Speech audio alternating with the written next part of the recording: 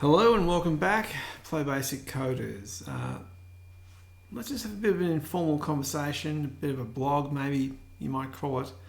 Let's take a bit of a look at the website. Still haven't got this version online as yet. Most of the data problems have been solved and I'll log in. Alright, so you log in, nothing changes really from the outset. You've got the some notification that you are logged in, plus the My Account button goes up. So I've been working on the product side of this. These have updates. Just go back actually.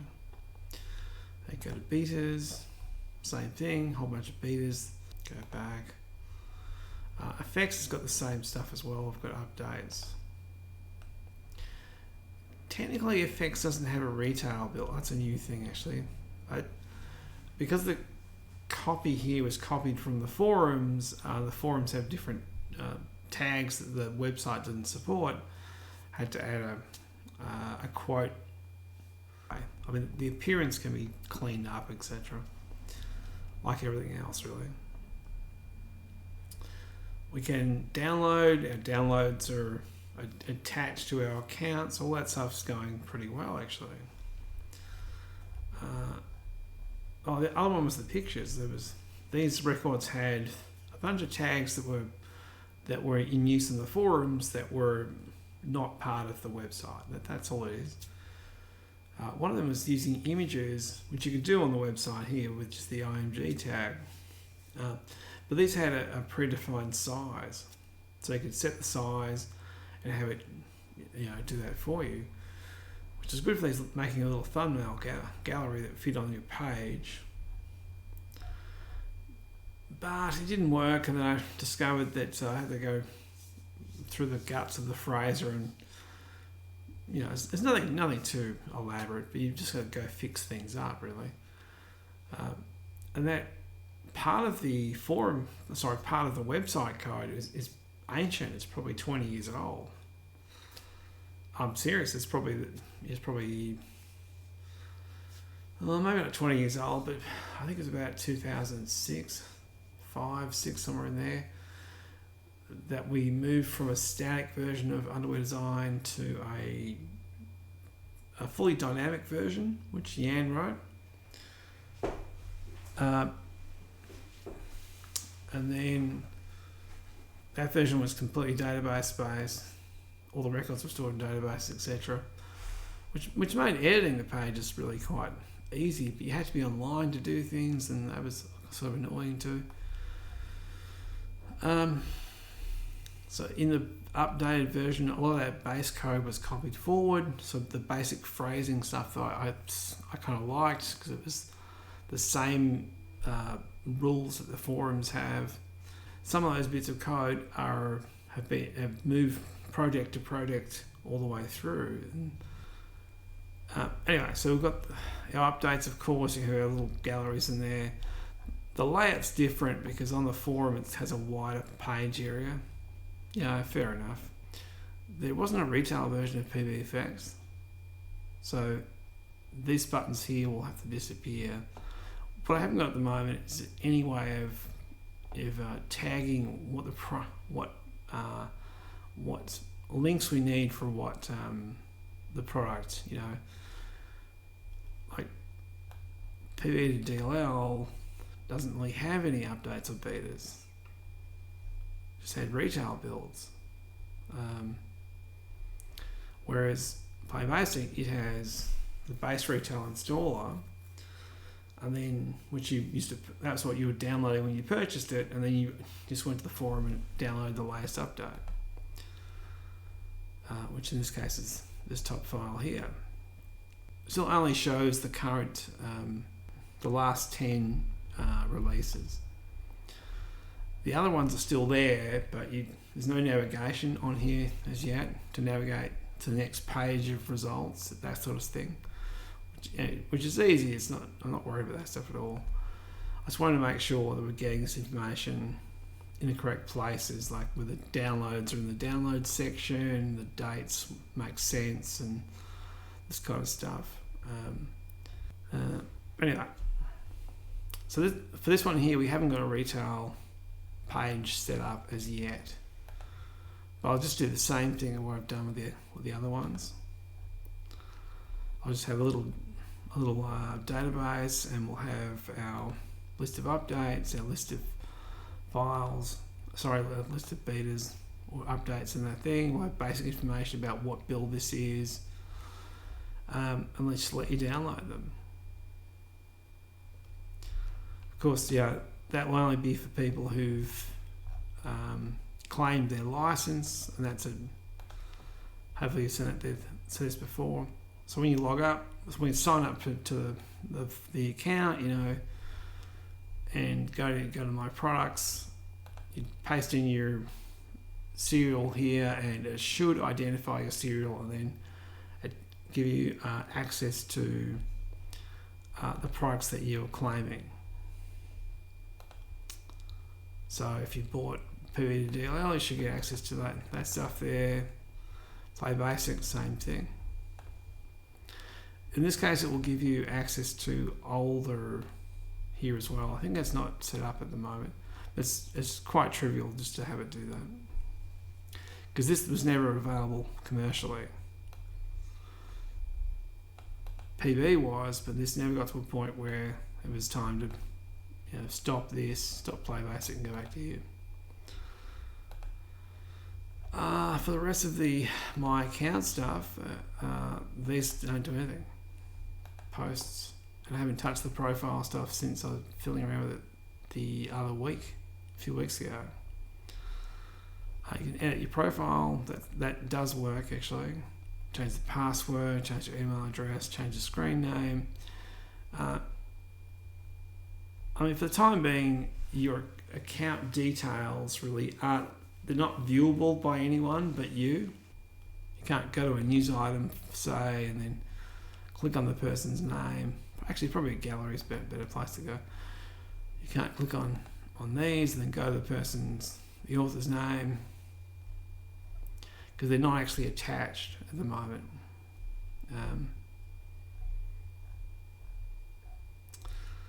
I don't know how I'm going to do that.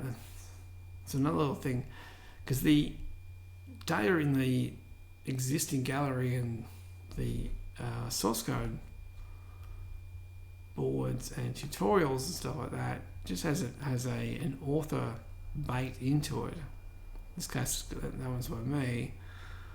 But you have to refer back to my account or be associated with my account in some way. I think I'll have to add some mechanism for connecting existing resources with people's new accounts,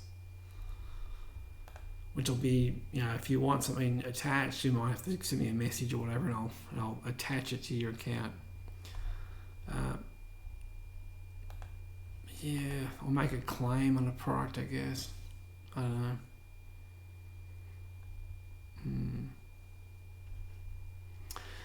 Yeah. Anyway, but it's all sort of there. It's just me bumbling my way through CSS and PHP trying to get this thing to work. All right.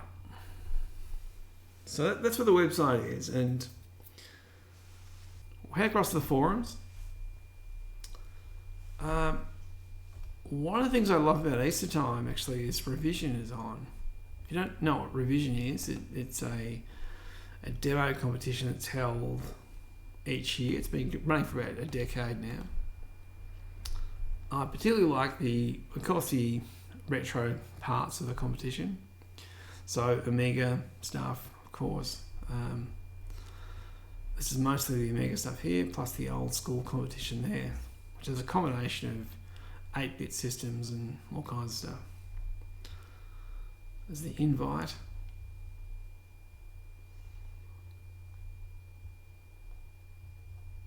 A good batch of demos this year, and a wide cross-section of Amiga demos, I should say.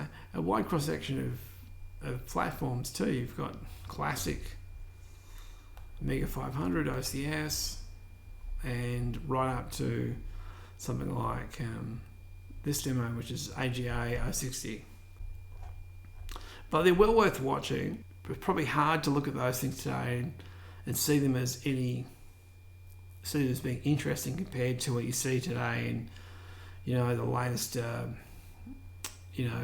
4090 cards or whatever they are, 4070 cards doing all this ray tracing stuff, all that kind of stuff.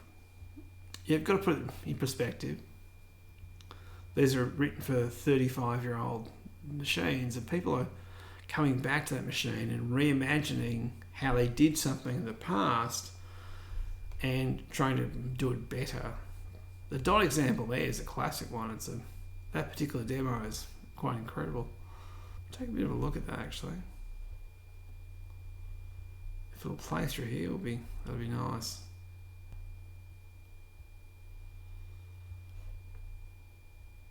Fantastic image. Don't know if that's a ham image or just a half bright 32 color image, but very nice.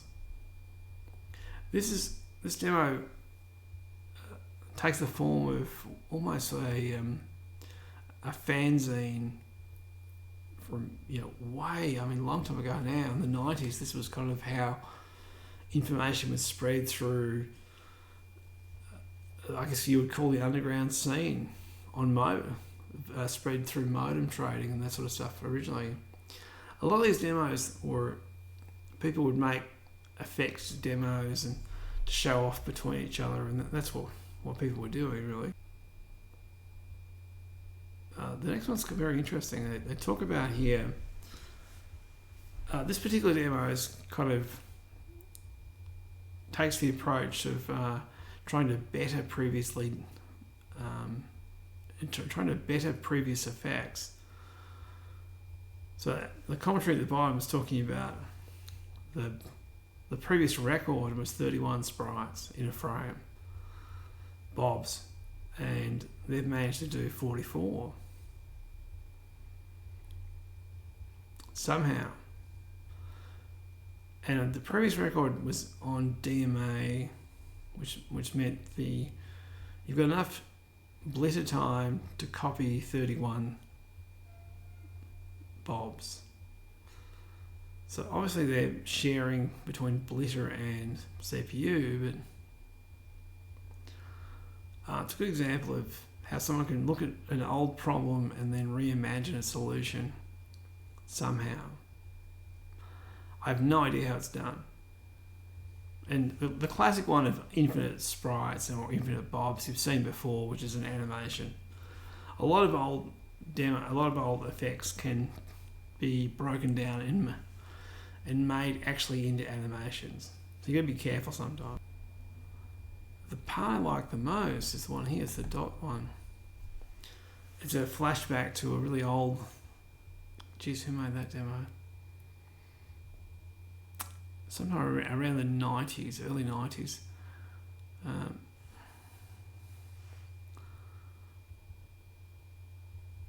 think it does mention who it is. So the previous record was 10,000 dots in Desert Dreams.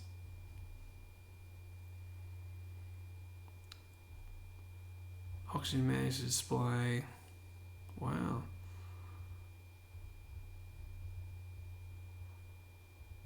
About 13,000 dots.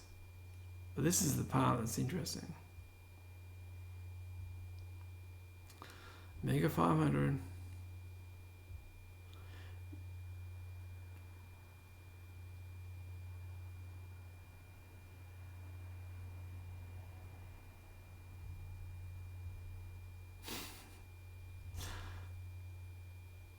It's just a beautiful effect,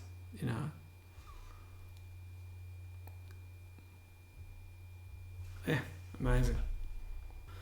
All right, it's enough revision. You've seen demos before. I would hope anyway. On the forums, we've got not much is happening really. I published a few bits of code. The Lexer, that's right. That was just done yesterday or the day before. Which we'll take a string and return a list of,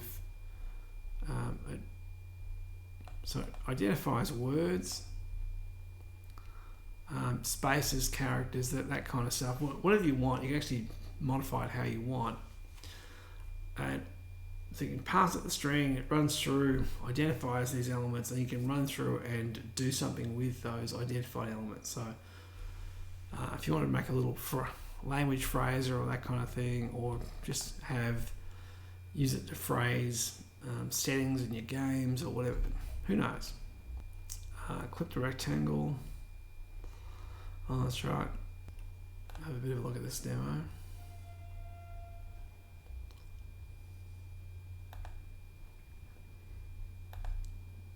What's the part where? There's different cases that occur when we have the rectangles on top of each other.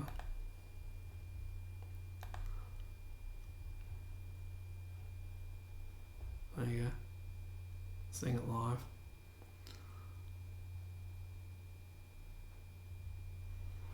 Up here it's giving what zones that would be the the exterior part of that.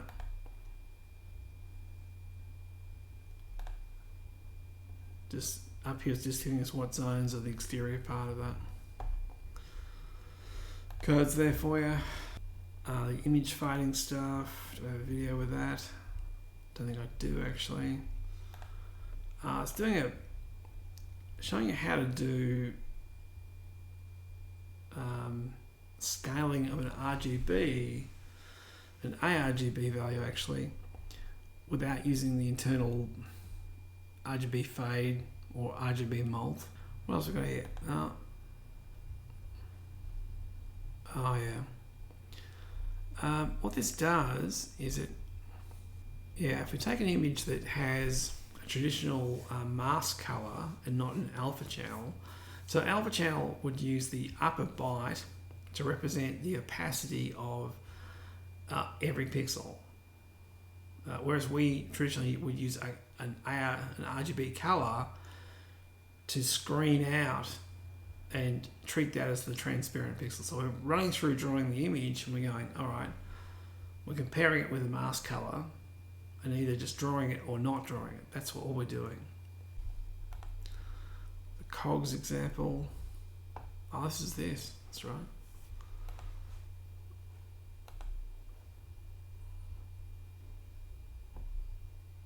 It's a very old example from the help files. It's just we're rendering two shapes, foreground shape and one slightly larger for the shadow. Codes there. Blur revision. There's a bunch of these demos. Don't know what this one is.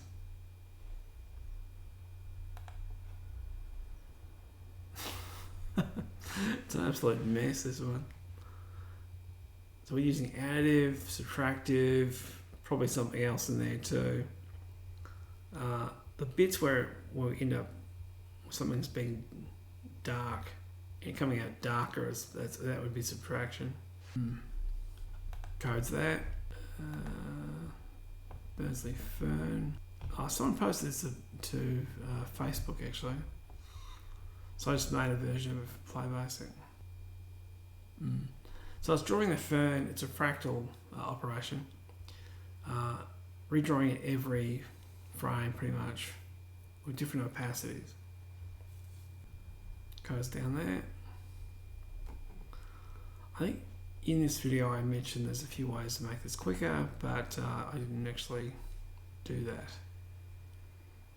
You probably, if you look carefully at it, you probably notice what I mean. What else have we got on the forums? Oh, this is a good one. This is a demo that does sprite masking. So we draw a scene, the background rectangles are drawn first, and the ships are drawn after the background rectangles. And they look like they're going behind because they're clipped real time to the background. Go back to here a bit. Just so before we draw each ship, we clip the foreground. We apply a clipping to the foreground on top of the ship directly onto the pixels of the ship. We clear off those elements, and then we can render what's left to the output. So it'll look like it's going behind something when it's actually been drawn after it. Sprite masking, I don't know what else is up here. Beginners, building select case. I think all of that's been around for quite a while. It's January-ish there, so that's you've probably seen all that sort of stuff. Quick check in the showcase. Oh no, it's Q tiles. Sorry, that's probably a new one.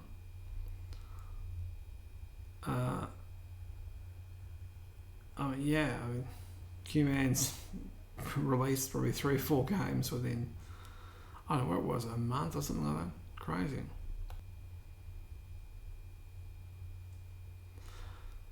What's interesting about that is that I think he's generating all of the tiles. I think he's using the saturation here to create the background. Might be wrong, I mean, I don't know, but it's got a menu, interface sort of stuff. Crazy. Cool. Very cool. Okay, I think that's concludes this little jaunt down memory lane for the time being. Website thing, products thing. I've got to get these retail parts done, and that should be less of a pain. Should be, because there's not really heaps of those announcements. There's just the main announcements that there should be there. I think so. I didn't check that before I said that, did I? No. Anyway, once you can claim your license, go to your product section and get your product and download those things there. That will be one giant step forward from where we were before, because the way it is now is got stuff spread everywhere. And if you think back 10 years ago, we had external sites that did things like, well, for code snippets or examples and that kind of stuff there, we've got to bring this all under one hood. And ideally what we want to do is foster a much better our sort of sharing community with people. Our educational resources eventually will have to be really overhauled, fixed in general. This main layout will have to be repaired, fixed. But we do have, our site does now run off a template. There's probably only a couple of things in the whole site now that don't use the new template. There's probably some old bits and pieces stuck somewhere. I haven't noticed yet that not using the template. But yeah, it's all, it's from where we were, it's a big step forward, but there's still lots of things that we need to add. I'm not saying, this is the best thing since sliced bread. No, that's not what I'm saying at all. I'm just saying we're consolidating our information into one place, trying to make these things easier for people to understand where to go get something. Hey, you want to buy something, you buy it through the website. Okay, you go to your account, you go to your products, you go products and get your products, and then you download your updates from there. And that's how it should have been before. It just wasn't. When will we get it up online? I don't know. I guess once this is fully functional, we can get to download our retail builds of these things here. We're ready to go live, and then we can test them. We can work through the bugs, clean up what we already have, and try and work out the next point of attack with it. We don't need this panel down the side here. Now it's become irrelevant. We just don't need it. You know, the trick is going to be what to do with it. Actually, getting rid of the scroller here. That's fine. We'll just move it to the home page, and we'll have like a section in here. We have the scrolling headlines, and we might have the news link up somewhere more accessible at the top there. Possibly even just drop downs at the top here. I don't know. We do need to reach those things easily for people. So probably I don't know where we put them so they're accessible all the time.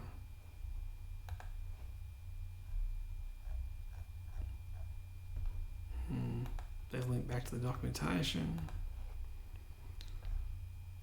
It's another favourite thing that I like about this. I really like that the documentation's being wired in through the whole website. There are other problems with documentation, of course. You've got the, updating the docs online, for example. You can't do that with this version here. These are a reprocessed version of the documentation that's statically created from PlayBASIC. There's such an enormous amount of stuff in it. It's terrifying when you go back and look at this stuff. It's like, wow, because in here alone there's probably 1,000 pages. Yeah, that much.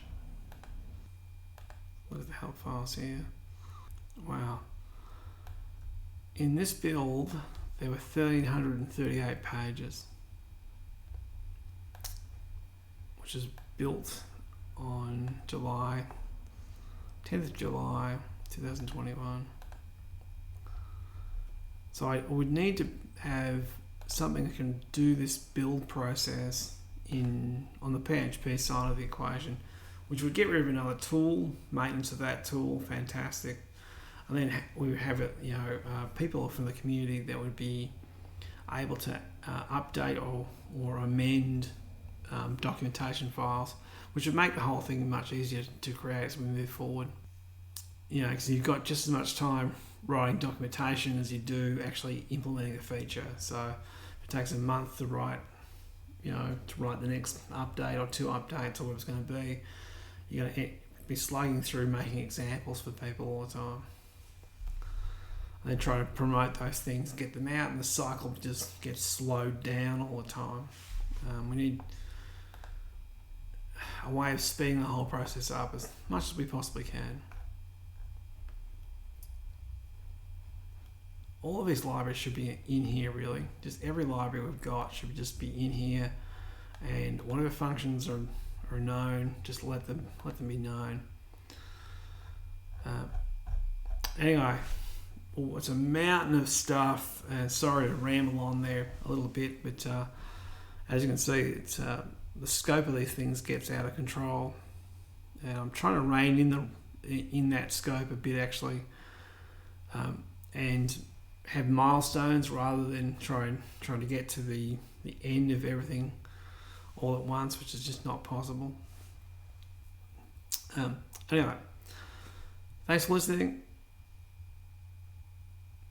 Enjoy yourself. Enjoy holidays if you're on holidays. If you're working, enjoy working.